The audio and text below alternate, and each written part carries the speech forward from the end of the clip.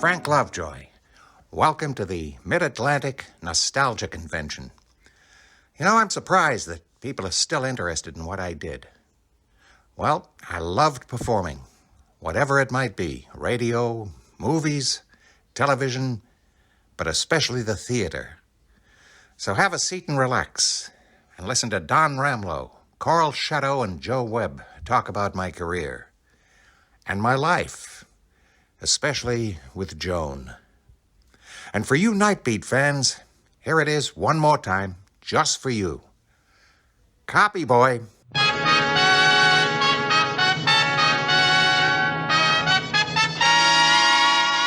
Take it away, guys. Your audience awaits.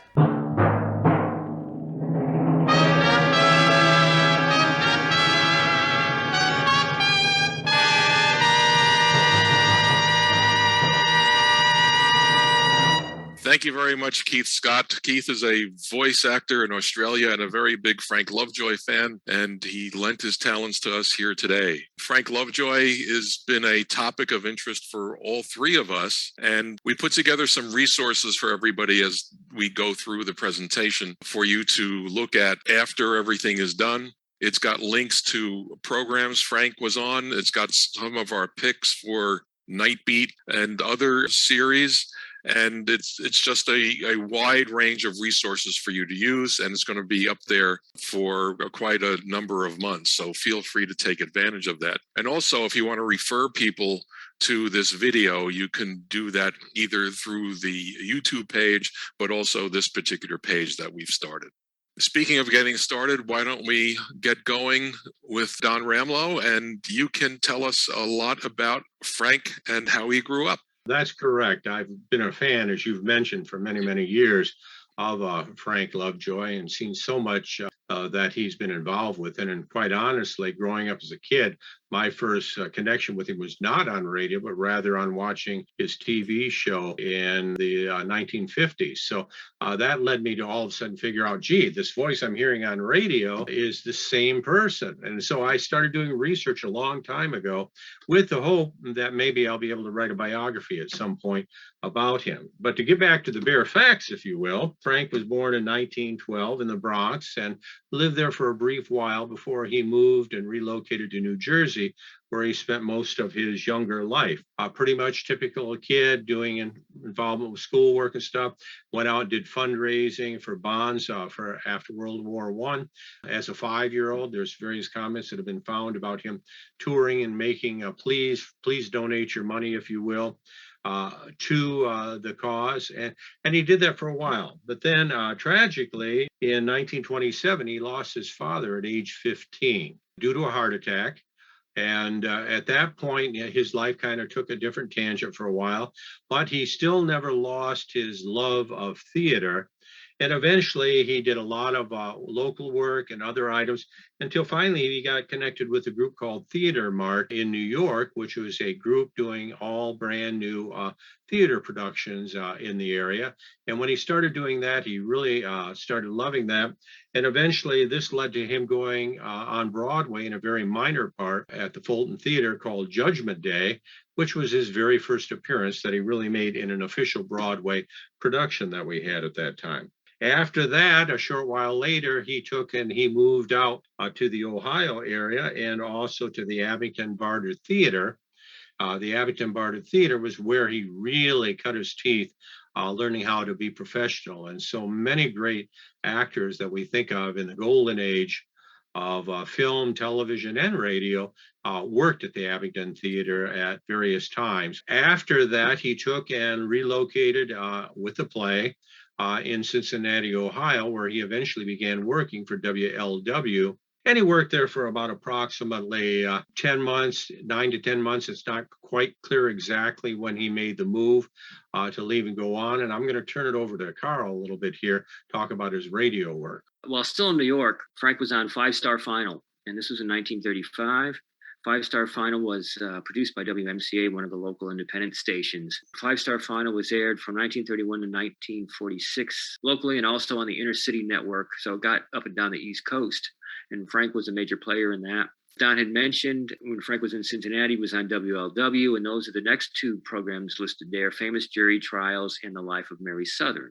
Famous Jury Trials was one of the best WLW productions in the evening, and during the day, Frank was a major player on The Life of Mary Southern, one of the daytime serials.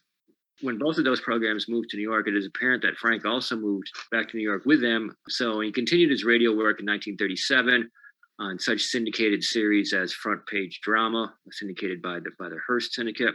He was also on some of the major shows of the day, including the Kate Smith Hour. On the March 31st, 1938 episode, he co-starred with Rochelle Hudson, a major film actress at that time, and a dramatic segment on the Kate Smith show.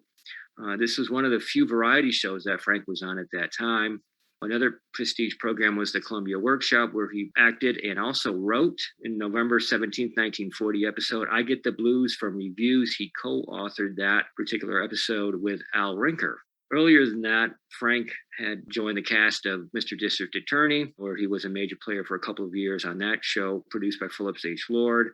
He also wrote one of the scripts, January 7th, 1940. We don't have a title for this, but the plot deals with trucks carrying silk that were hijacked. A major prestige program was Gangbusters, and Frank, while in New York, joined that series in late fall of 1936. That classic slide you see there with Frank second on the right from that circle around the microphone also features James Rogan and Ray Kramer as the sound effects artist. Another crime-solving series was The Blue Beetle. That was in 1940. Frank was the lead, and this was the first program where Frank was the lead actor. Blue Beetle was a juvenile series about Danny Garrett, a policeman who has gotten these superpowers, and he turns himself into Blue Beetle to solve crimes. 48 15-minute episodes were produced. Frank was the lead in the first 10, and then he opted out of the series. We don't know who the second player is who played Blue Beetle, but the third player was Shirley Oliver. This isn't the greatest program. It's listenable, but somehow his career has survived. And Frank, continued in radio at that point. Back to you, Don. And at that point, Frank continued to work, and he decided at that one point in his life in 1939 to get married. So he got married to a well-known performer named Frances Williams. It was only a brief marriage, lasting not even a year. And it was in 1940, in fact, January of 1940, when he met the woman who was going to become his not only acting partner, but also his marriage partner, which was Joan Banks.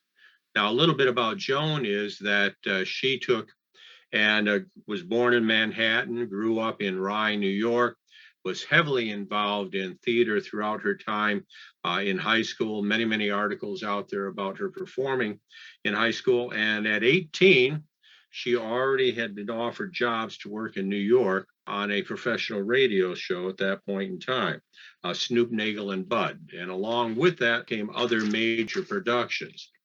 Now, as I mentioned, she had met Frank at this time in 1940. And in fact, in her interview, she said, we met on January 1st, 1940, and we were married 5 months later on May 31st.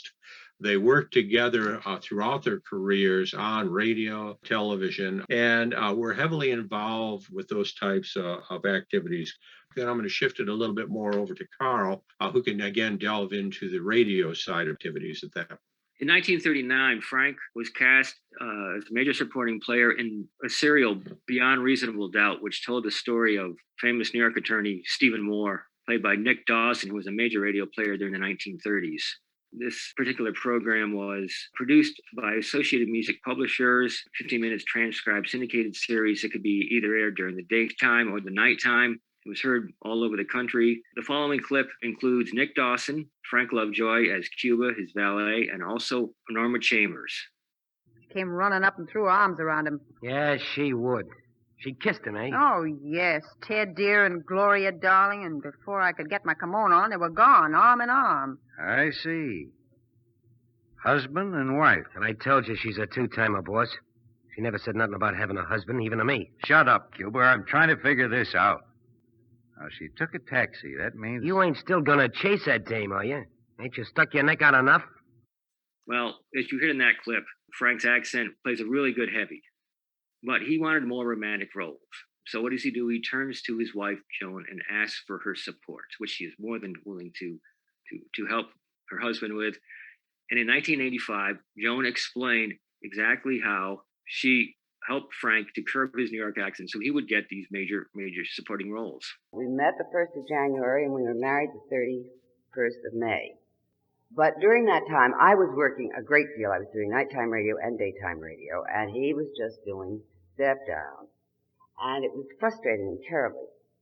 So he finally said to me, I don't know what I'm going to do. I mean, I'm really being typecast. I can't play anything but a gangster or a hitman. I want to audition for some of those romantic leads. And there were always auditions going on for all kinds of jobs. So very reluctantly, I said, well, it's a speech pattern that is nailing you to that one area, because I was very big in the English department.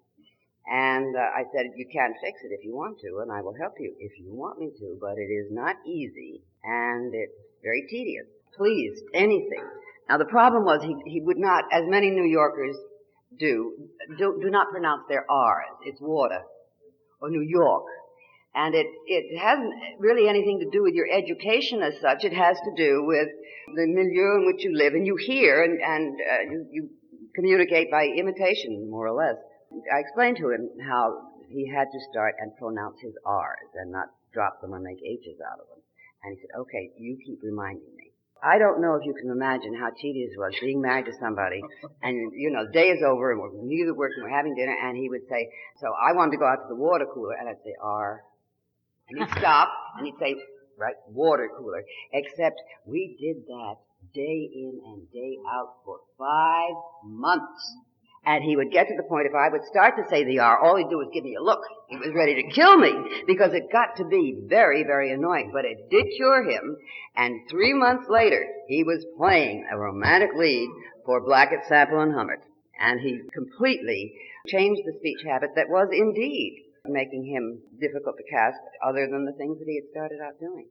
Obviously, this worked, as Frank would become a major player in New York radio. In the 1940s, he was also a major participant in the Mole Mystery Theater. In 1943, he co-starred in Mr. and Mrs. North as Lieutenant Wigand. Frank also did narration on several programs, including Cavalcade of America, and a good example of this is A Walk in the Sun from August 7th, 1944. Frank also did narrations on Real Stories from Real Life and also the Hallmark Hall of Fame. He was tagged by Helen Hayes for her participation in her Helen Hayes theater program, which was in the early 1940s. Frank was also in several daytime serials. This Day Is Ours as Sam Foster. He played Dr. Ellerby on Valiant Lady, Vic Marion on Joyce Jordan, and he was also kept busy by various transcribed and syndicated series from NBC, including Betty and Bob, The Word Circle, The Haunting Hour, and also by Frederick Zev, where Frank was in Boston Blackie and Philo Vance. Many of the network stars were also tapped for local dramas. For example, on the local station WINS in New York, Frank was on several episodes of This Is Our Cause in the mid-1940s. One of the prestige programs that Frank and Joan participated in, along with Santos Ortega and director Lindsay McCary, was the Blue Theater Players. In 1942, NBC had to divest itself of the Blue Network. NBC retained the Red Network, or the Blue Network eventually would become ABC. But early in 1942, in order to get some prestige for the new network, so to speak, Frank and Joan, Santos Ortega, and Lindsay McCary convinced Blue Network executives to basically have their own repertory company, which was the Blue Theater Players. It was on for 22 episodes during the late spring and summer of 1942. There's only audio extent of one half of one episode, and we're trying to get this released at this time. Frank also was on The Man Behind the Gun, one of the more famous war programs in 1942. It was a Peabody Award-winning series, dealt with the true life adventures of sailors and soldiers, directed and written by Bill Robeson. And again, as you see there, it's Jackson Beck, Bill Quinn, and Frank Lovejoy, major New York players in this series, which was broadcast for 3 years on CBS.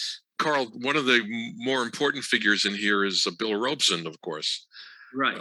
Who was very active at CBS in the mid 1930s and was making his own as a career of a director and producer, very, very prestigious positions over the decades into the 1960s when he took over Voice of America. I don't know any actor who was on this program who did not say that this was a high point of their career, especially if it was early in their career. It was a very formative show for all of them.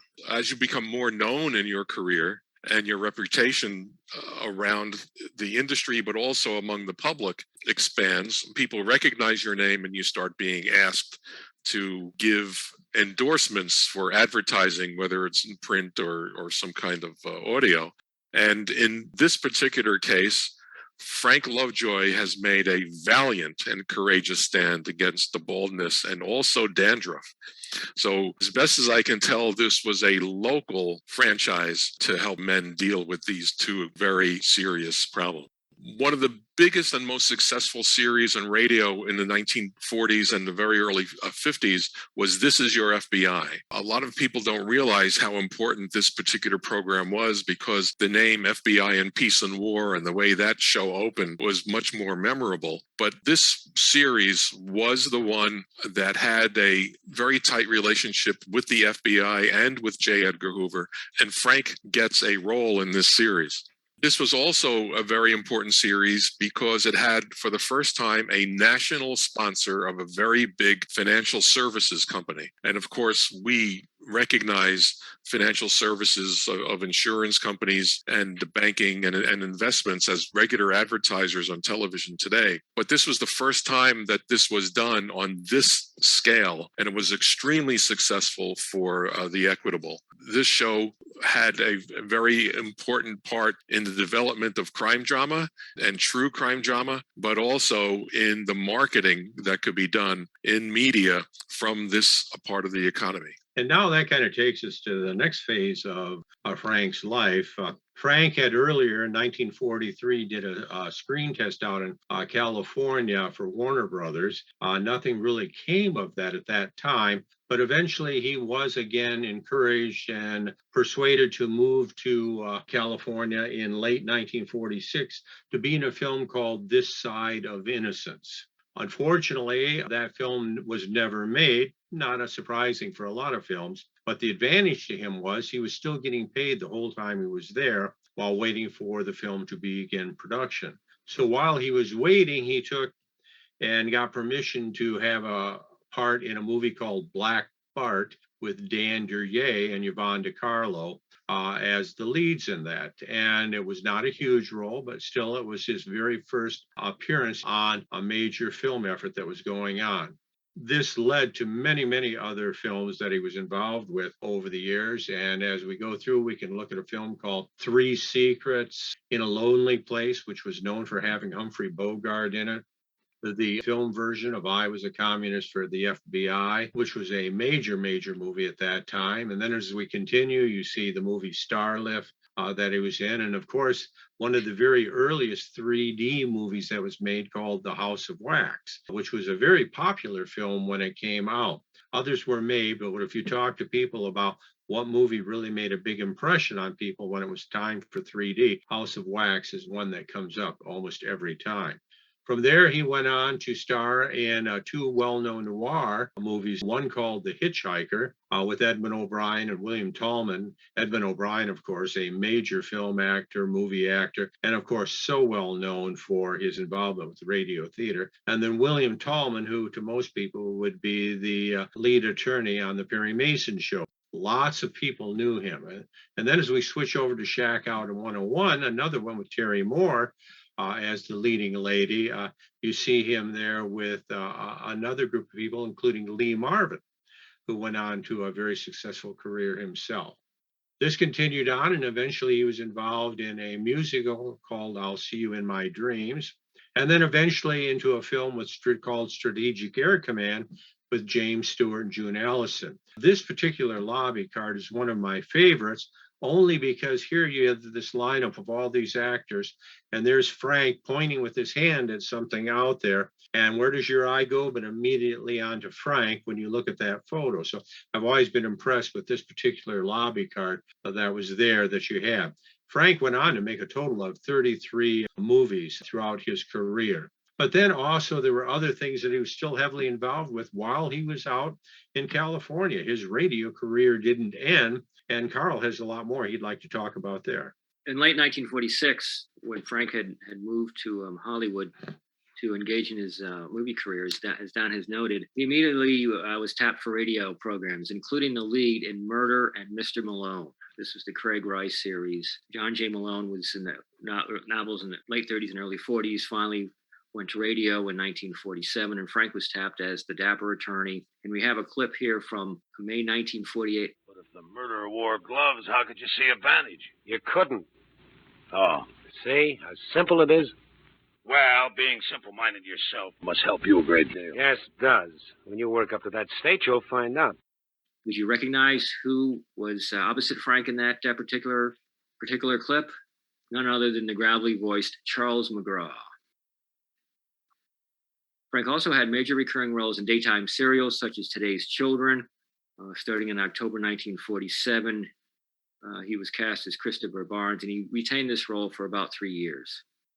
He also had major supporting roles in detective series such as Pat Novak for Hire and the aforementioned This Is Your FBI on ABC. Also, the syndicated series Box 13, Adventures of Frank Race, and on NBC, Richard Diamond.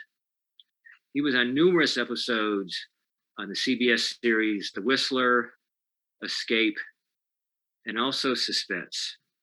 And we have a clip here from 1956, The Long Night, which is one of the more unusual suspense episodes. Listen, there's time. There's time for another try.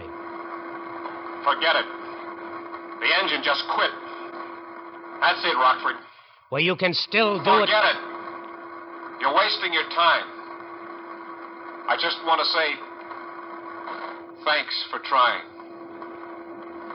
Hello, 457. Hello.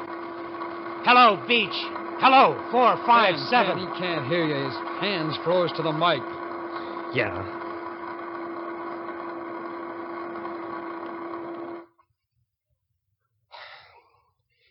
You better hit the crash button. Roger.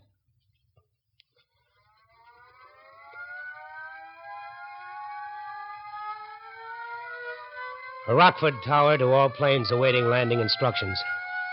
The emergency is over. Normal radio procedure is now in effect. Rockford, over and out. Rockford Radio, Delta 216, rest. CWA 70, request permission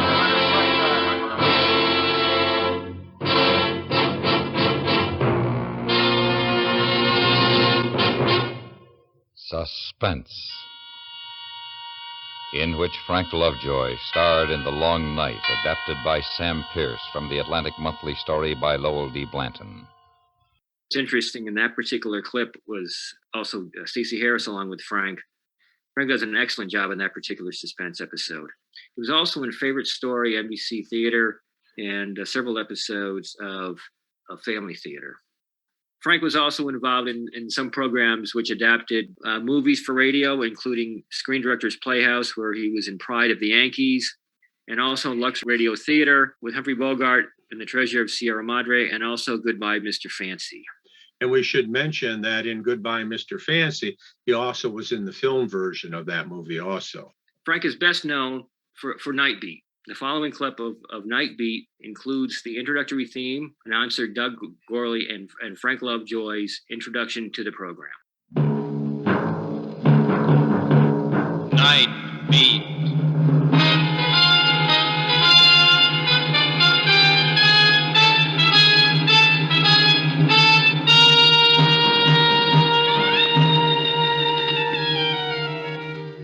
Hi, this is Randy Stone. I cover the Night Beat from the Chicago Star.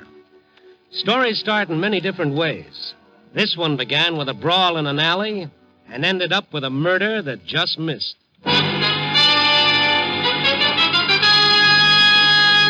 Night Beat, starring Frank Lovejoy as Randy Stone.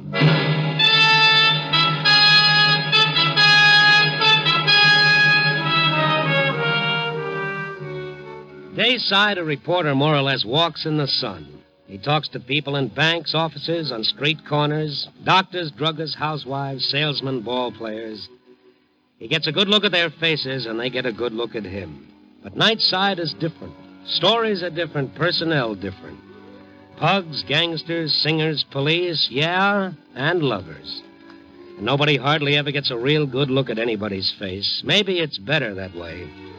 Sometimes you see things in eyes that you don't want to see, and feel things in looks that you don't want to feel.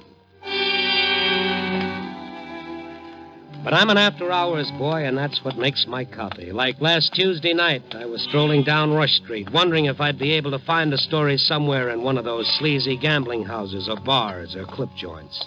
There were 2 auditions, the first of which starred Edmund O'Brien in 1949 as reporter Hank Mitchell of the fictitious Chicago Examiner.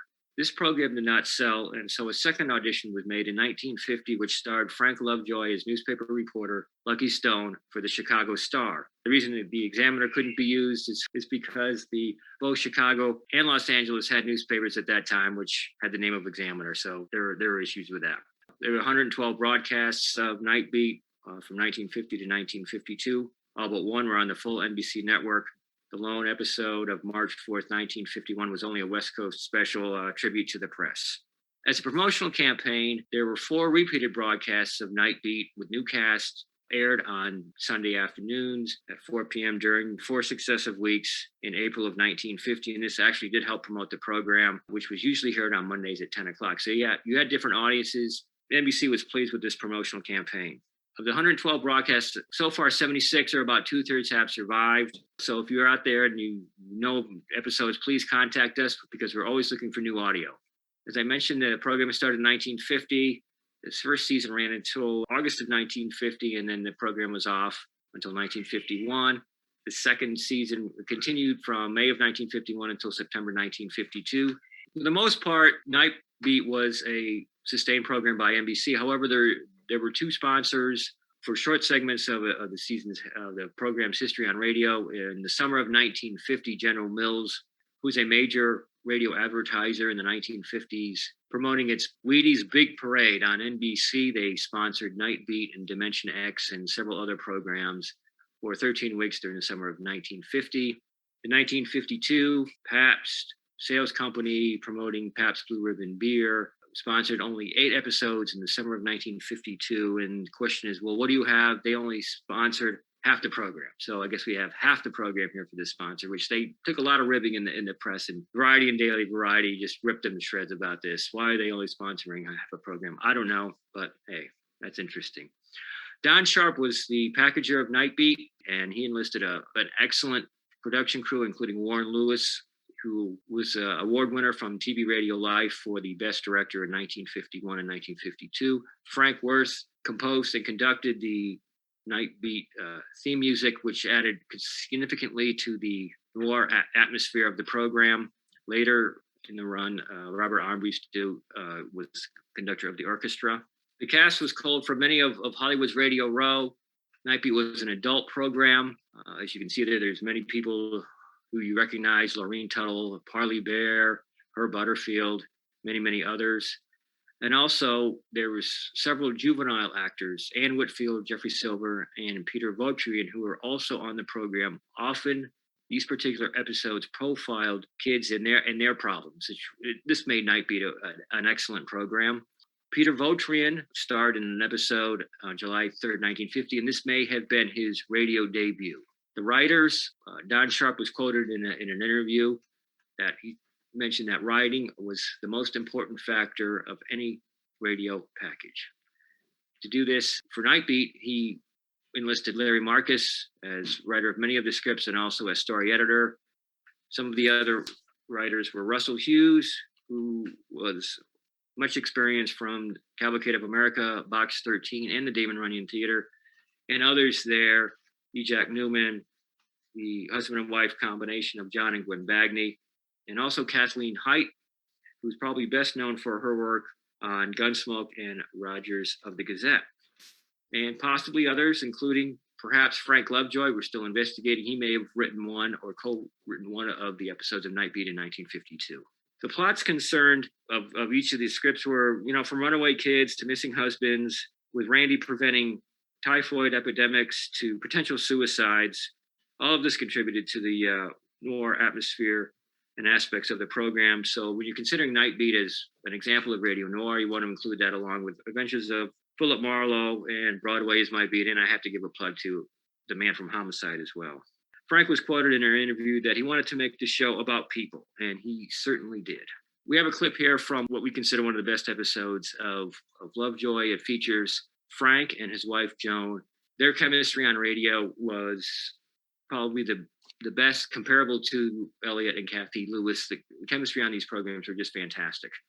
And in this particular episode, Frank has been scooped by Kit, and we hear her gallivanting all over the country, calling Frank. Hello. Is this Mr. Randy Stone? Yeah? New York calling. One moment, please. Ready with Chicago, New York. Your party is on the line. Stone? Yeah. It's Kit. Are you teed off at me again? I can just barely remember you. Oh, I miss you, too. How's your domain? It comes and goes. Look, I'm glad you're in New York. Makes me feel more secure. Only didn't you get there a little quick? Darndest thing, Stone. When I got back to my hotel, I ran into an old friend in the lobby. It's sort of a long story, but he just happened to be a jet pilot, and it seemed like a good idea at the time. Oh, that's good. You stay there. You'll like it. I may run over to Europe. The Air Force says they'll fly me. You just keep putting miles between us. I'll be the best friend you've got. I'll come back someday and hold you to that. Kid, please, do me no favors. I've got a job, just barely. Now, you go out and reconquer the world. Only leave Chicago to me, huh? You're a funny guy, Stone. And I miss you. I really do. Goodbye, Kit. I'll be reading you. Don't forget me, Stone.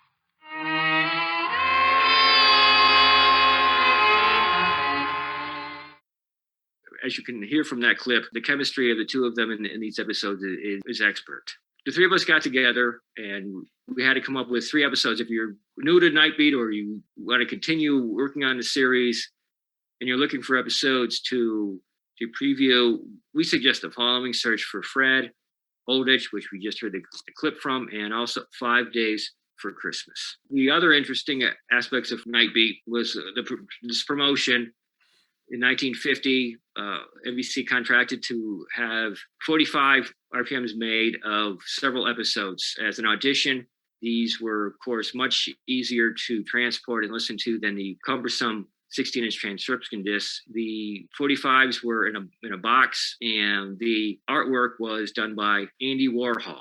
One of the more fascinating aspects of the inside scoop on Night Beat. More of this information can be seen on Randy Riddle's website, which if you check out the resource page at the end of the presentation, you'll be able to go to Randy's site. When the show got on the air on radio, there were rumors that there was going to be a pilot to bring this to television.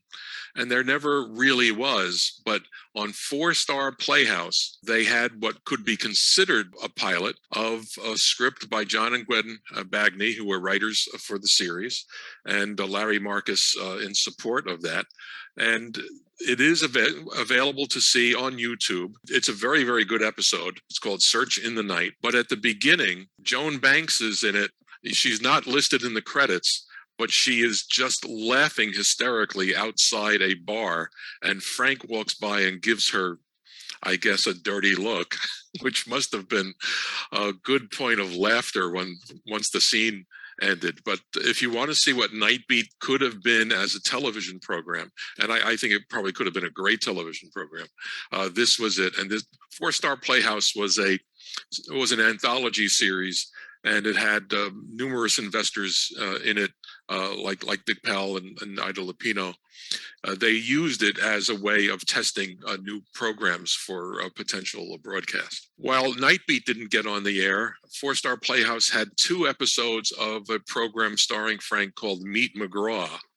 And these were very, very well received, and they became a 41 or 42 episode television series, which got very, very good reviews. It was very disappointing when it was canceled, but it was very highly rated and very highly respected. As I mentioned earlier, there was a particular show that really struck my attention when I was a young boy growing up in the 1950s. And it was that very show, Meet McGraw, in which I remembered the voice so much from growing up. So that connection was made because of Meet McGraw. And then later on, I became a fan of all of his radio work and stuff, not knowing even what really radio was at that particular time in my life. So I owe a lot to that show, Meet McGraw, because of that. Now, as we mentioned, Frank was involved in quite a few films, 33 to be exact. And his last film that he did was called Cole Younger Gunfighter, in which he played the lead role of the character Cole Younger. And this was his last final film. He might have made more, but something got in the way at that point in time. And that was a theatrical production called The Best Man. Now, The Best Man was a very popular show written by Gore Vidal that went on Broadway and was an immediate hit all over the place. The critics really were in love with this particular show. And basically, it was nothing more than a drama about politics and all of the machinations that go on behind the scenes when they're trying to see who's going to get the nomination, who isn't, who's going to share secrets that might not be good, etc. And so this was the whole plot. And as I mentioned, the original cast, Melvin Douglas, Tracy, and Frank Lovejoy, really did a lot to try to make this happen. It was so popular that it eventually went on the road at various locations around the country, touring predominantly out to about the Midwest, Chicago, Detroit, and that area, and then working its way back towards New York at that time. As you can see just from a few of these theater books that are there in front of you, the playbills that were put together. So this took up almost all of his time. He did not have time really to do much of anything else when that happens. And now you imagine this, you've got all of this going on, and then you have a family too, because Frank had two children, Stephen Lovejoy, Judy Lovejoy, and both he and Joan felt it was very important to be able to spend time with their children. So as much as possible, they tried to make sure that one person was home at any given time to be with the children, so that both of them weren't on the road and left the children home alone to be taken care of by others. So they were very, very involved and hands-on with their family. Of course, when some people say, well, what does that mean? Well, guess what? Both of these children got involved with the cultural arts also. In the case of Judy Lovejoy, Judy went on to take and become heavily involved with the rock and roll scene of the late 60s out in California. And she was also involved, not professionally and non-professionally, with the group Jan and Dean. Her boyfriend was Dean Torrance. And so she worked quite heavily with them and got to know them quite well. And in fact, she for a while even tried to see if she could be a singer with a group called Jill and Judy. Jill Gibson, who briefly was a lead singer for Mamas and Papas, and her did 4 demo records. One of them may be found on YouTube, but the other 3 have not surfaced as of yet to listen to them. But they are fun to listen to and picture what's going on. Judy at that point in time also then went on to take and work with Terry Melchor, Doris Day's son, and actually worked with him as his assistant and helper, working with a lot of the popular rock groups at that time that they were involved with. So that took care of Judy. And then, of course, Stephen, to this day, is still heavily involved as a film editor. And he's worked on many, many movies, some of them associated with science fiction, like Eureka, and other programs, Tales from the Crypt and others. But he's been heavily involved with that and is still involved as a film editor. And if you go to IMDb and look up his credits, you'll see the various ways that he has continued his career, if you will. At that point, there was a major shock, wasn't there, Joe? Yes, there was. Somehow a reporter found out that a Franklin M. Doolittle went to Mexico for a divorce. And they automatically assumed that it was Frank and Joan who were there. But it turned out that it was an upstate New York construction contractor who went to Mexico to get a quick divorce so that he could get married again. But the papers ran with this. And if it wasn't on the front page, it was on page 3, right when you turned the page. This was a very, very big deal. And then a couple of days later, it was very clear that this was a mistake. But the correction, of course, is always many pages back in the newspaper. So the Lovejoys had to issue a statement that no, everything is fine. We are still together. And here it is that this unknown construction contractor suddenly found himself in the news. It definitely wasn't true. This was a couple who was close from the beginning of their marriage all the way through. So that's why it was such a shock for people. But imagine them sitting at breakfast, opening the newspaper, finding out that they went to Mexico without each other knowing and got a divorce. It's a sad story about journalism, and it's a kind of an amusing story now, this many years later, that this happened to them. And of course, then we have the tragedy. Frank's career was still on a major upswing, and who knows what other movies and TV shows he might have appeared in. But he died at age 50 in New York City of a heart attack, not that much younger than his dad did when he also passed away of a heart attack. He died in his sleep, and he had still been on tour with a different version of Best Man because the show was so well loved that he took it out on his own and played the lead roles throughout the East Coast in particular when he was involved with. And so, like I indicated, in 1962, Frank passed away, which was a loss to radio, a loss to film, and certainly a loss to TV. When we talk about Joan Banks, she lived for quite a few years beyond that. And she got involved with radio again. She remarried for approximately 10 years. And during that time, she lived out on the East Coast with her new husband, which made her available to do a lot of CBS radio mystery programs. And so she did 36 of them, which was quite a large number of shows that she was involved with. I picked 3 that I thought were of interest, but there are many more out there. Dead Ringer is almost kind of like a ghost story, if you will. The same too with Return to Shadow Lake. And all of these had that sort of intensity. And again, you hear that wonderful voice of hers, which she still is using to great effect in these various shows. There are all of these episodes still exist and are out there available to be listened to with regard to Joan. And on our resource page, we have links to them so that they can be accessed. That is the end of our presentation. And I want to thank Karl and Don for participating in this, and also Keith Scott, and especially Martin Grams for putting on the Mid-Atlantic Nostalgia Convention, of course. And I want to ask if Don or Karl have any parting comments. This was a presentation long overdue.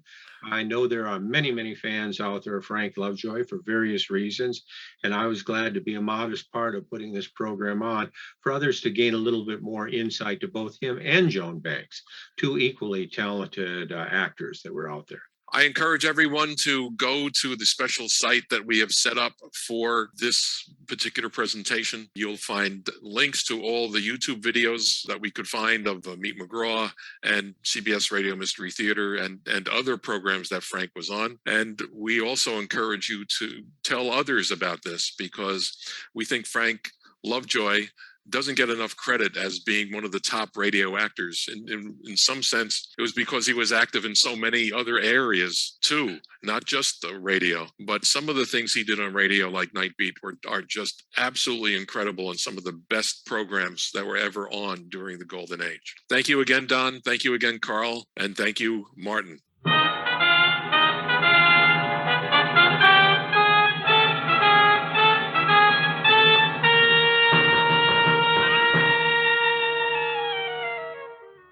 That's all.